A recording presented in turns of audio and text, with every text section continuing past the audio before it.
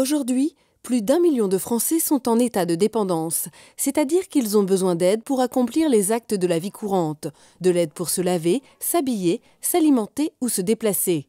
Selon l'INSEE, le nombre de personnes dépendantes pourrait presque doubler d'ici 2060. En cause, le vieillissement de la population principalement, mais on peut aussi être confronté à une situation de dépendance suite à un accident ou une maladie. La perte d'autonomie n'est pas une fatalité, à condition de pouvoir supporter les frais qu'elle engendre. Rester chez soi, adapter son domicile et y recevoir des soins coûte environ 1 800 € par mois. Pour aménager le logement d'une personne dépendante, il faut avant tout faire attention à la sécurité et prendre également en compte son confort et son bien-être. La sécurité parce qu'il faut avant tout prévenir les chutes.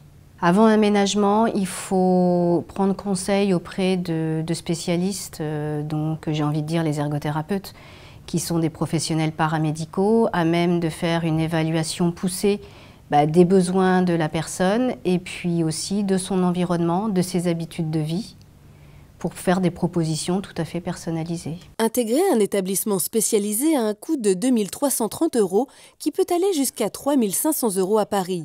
Comment financer une telle somme dans la durée? Plusieurs aides publiques existent, mais limitées à 500 € par mois, elles s'avèrent insuffisantes. Pour faire face au coût de la dépendance, mieux vaut anticiper. Les assureurs proposent des contrats de dépendance. Le souscripteur cotise pendant qu'il est en bonne santé. Et si l'état de dépendance est déclaré, une somme est débloquée en forme de rente mensuelle ou en capital. Le capital est intéressant si la personne n'a pas d'épargne de côté, puisqu'elle doit faire face aux premières dépenses liées à la dépendance qui sont assez importantes. La rente, elle est bien adaptée aussi lorsqu'on souhaite justement être dans une maison médicalisée où la rente viendra en complément de votre montant de retraite. Le montant du capital, il varie selon la cotisation que vous pouvez verser, mais il faut compter un capital de l'ordre de 20 000 €. La rente, elle est mensuelle et il faut compter une rente de l'ordre de 600 €.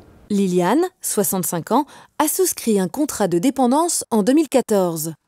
Elle verse 46 € par mois afin de pouvoir faire face à une éventuelle situation de dépendance le moment venu. Mon mari et moi, nous sommes responsables d'un groupe de seniors et nous avons beaucoup d'exemples avec ces personnes âgées.